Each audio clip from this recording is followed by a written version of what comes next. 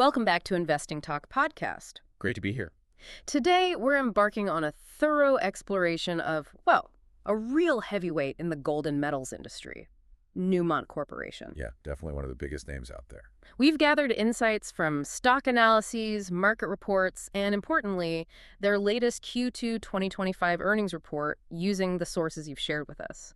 And our mission today is really to extract the most important nuggets of knowledge, the strategic implications to help you answer that key question. Is Newmont Corporation a good time to buy right now? That's the million-dollar question, isn't it? Or maybe the billion-dollar question, given their size. Exactly. Before we jump in, just a quick reminder to subscribe, like, and comment if you find this useful. It really helps us bring you more discussions like this one. Definitely helps. And, if there's a specific company you're curious about, just drop it in the comments below. Yeah, we're always looking for suggestions. And you can always consider buying us a coffee if you find our insights valuable. The link's below, too. Always appreciating. Okay, let's unpack this. Newmont Corporation. It stands out, obviously, as the world's largest gold producer. By quite a margin, yeah.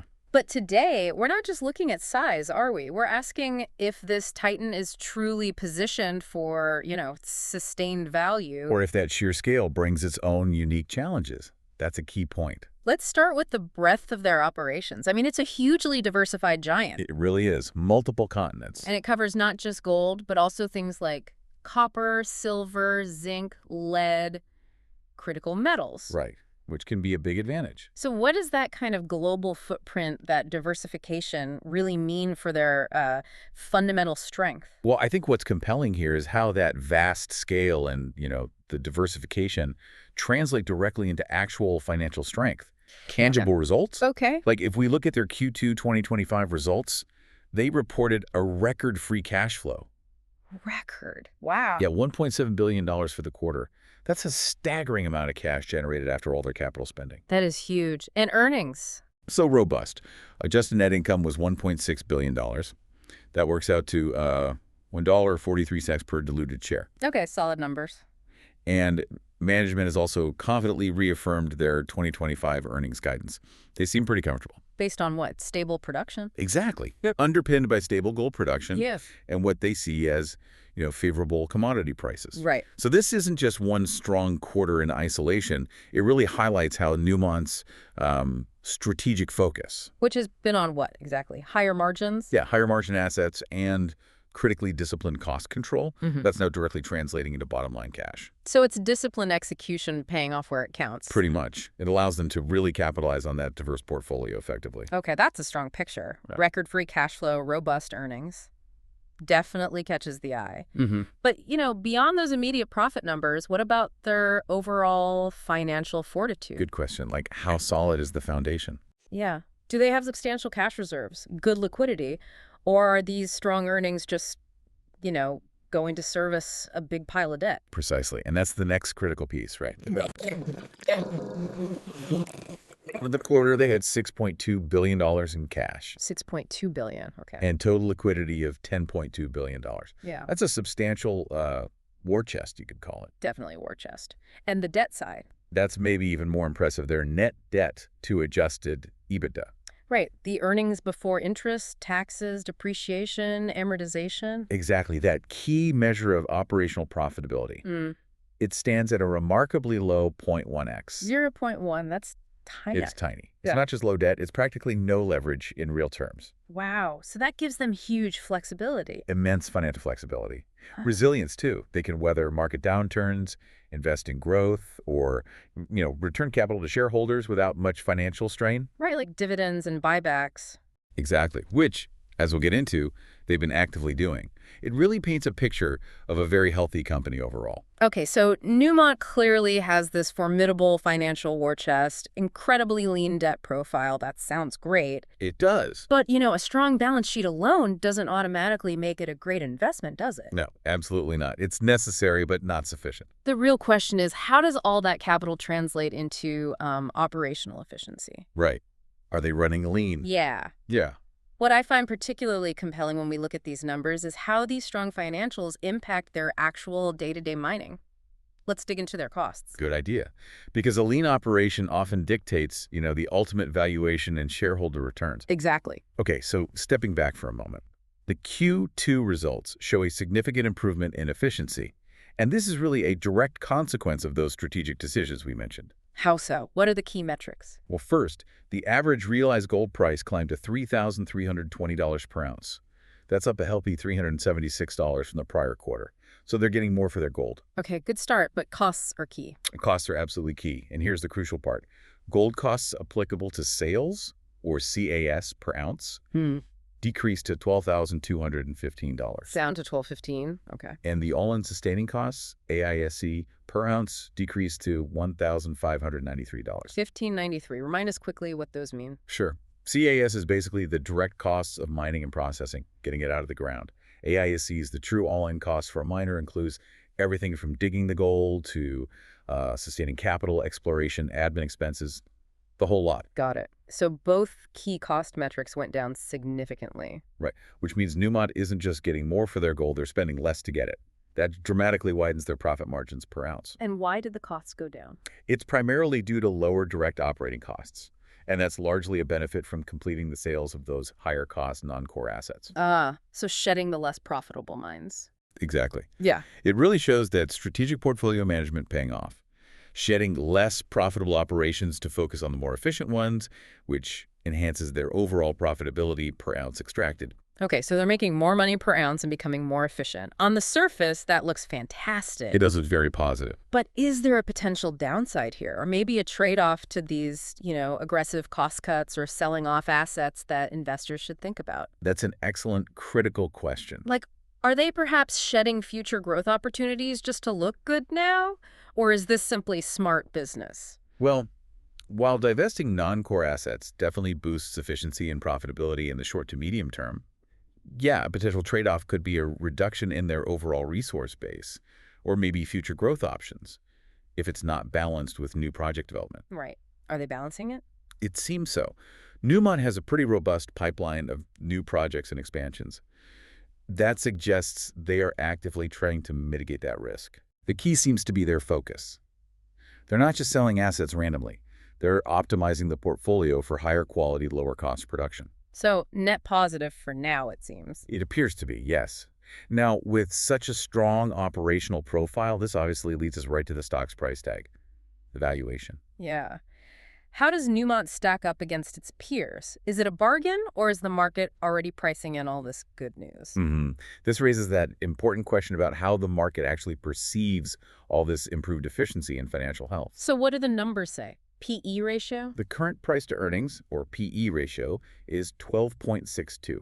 12.62. How does that compare? It's slightly below the industry average. Select peers like Barrick and Kinross are more in the 14-17 range. Okay, so maybe a bit cheaper on that front. What about price to book? Price to book, PB, is 2.40. That puts it pretty much in line with the industry. Okay, so PE a bit low, PB average suggests maybe moderate valuation. Yeah, while those ratios suggest Newmont isn't outrageously expensive compared to direct competitors, maybe even moderately undervalued relative to its quality, there's a crucial nuance. Which is? The PEG ratio. It's elevated at 4.05.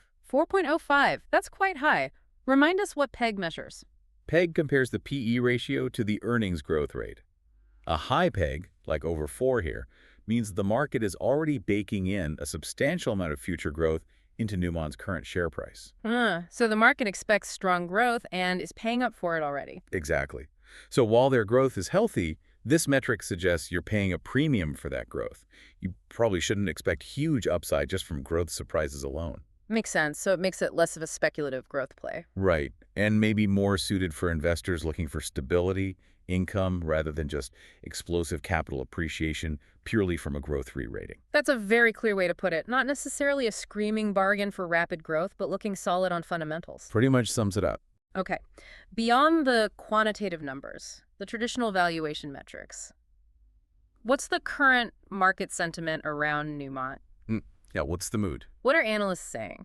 Are there any upcoming events that could influence the stock price, create some volatility, or maybe new opportunities? Because sentiment can sometimes drive things just as much as the numbers. It can, definitely. And it's compelling here because there's a slight divergence maybe between management's actions and analyst sentiment. How so? Well, Newmont recently declared a 25-cent quarterly dividend.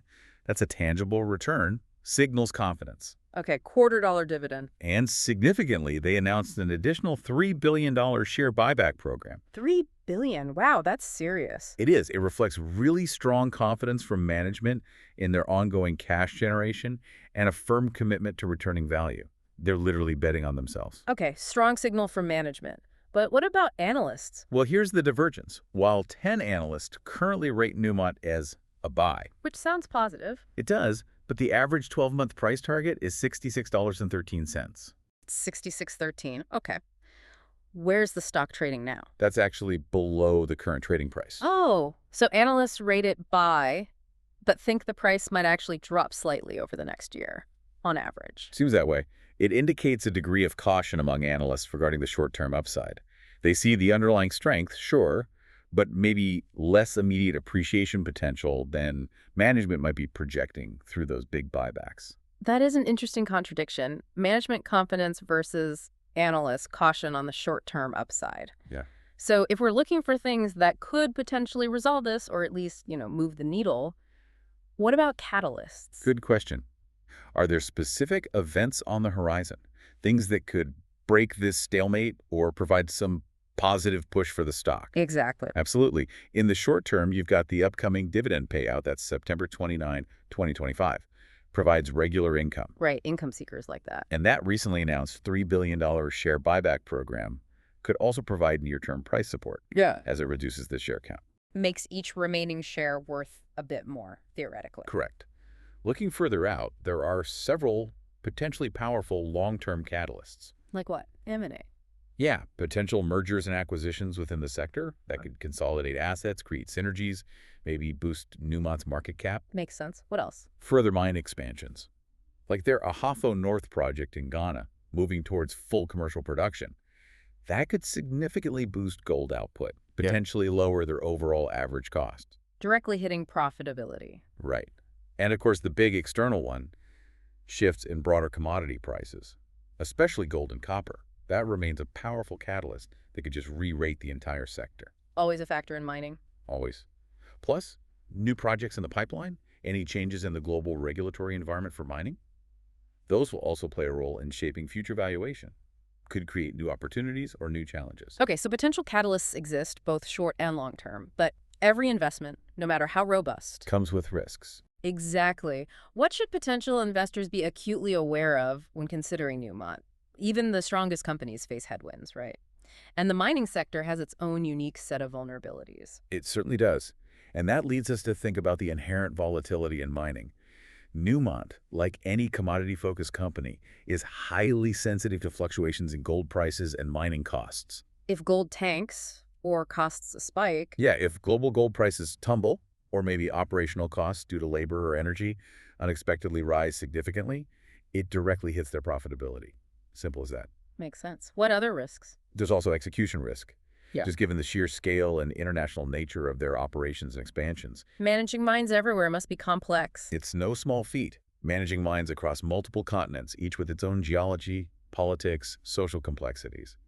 Think about securing licenses, dealing with local communities, navigating all sorts of different regulations. Yeah, lots of moving parts. Definitely. Then you have broader market risks, macroeconomic downturns, U.S. dollar fluctuations, which can impact gold prices, globally geopolitical events. Standard market risks. And one that's increasingly important, environmental and regulatory scrutiny. It's growing globally. Right. How is Newmont handling that?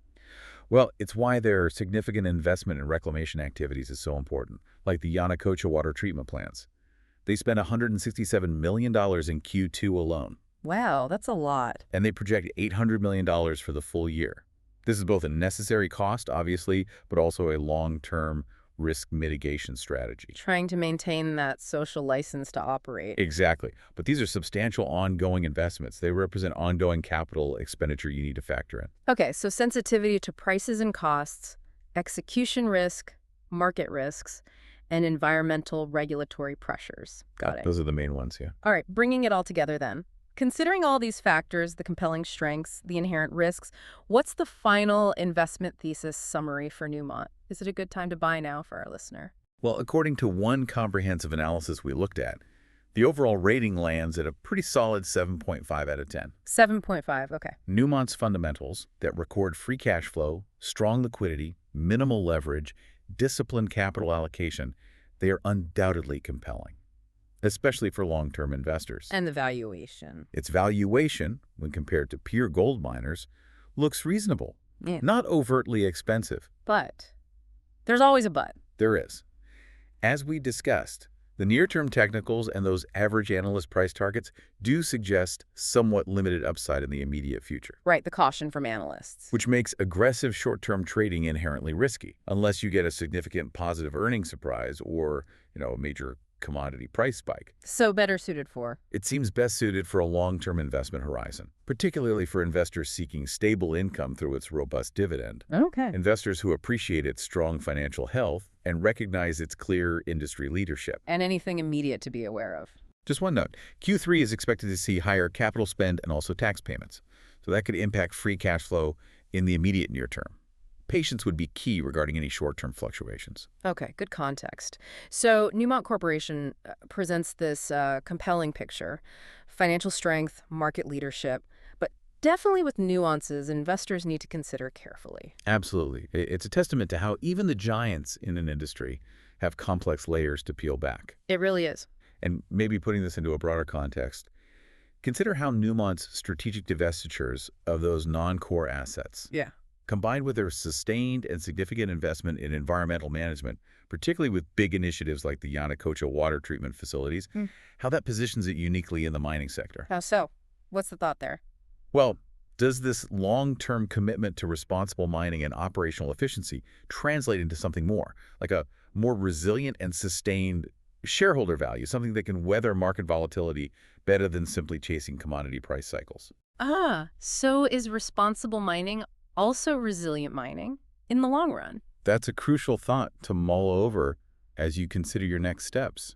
Does that long-term view offer a different kind of value? That is a powerful thought to leave everyone with the intersection of strategy, finance, and that long-term responsibility.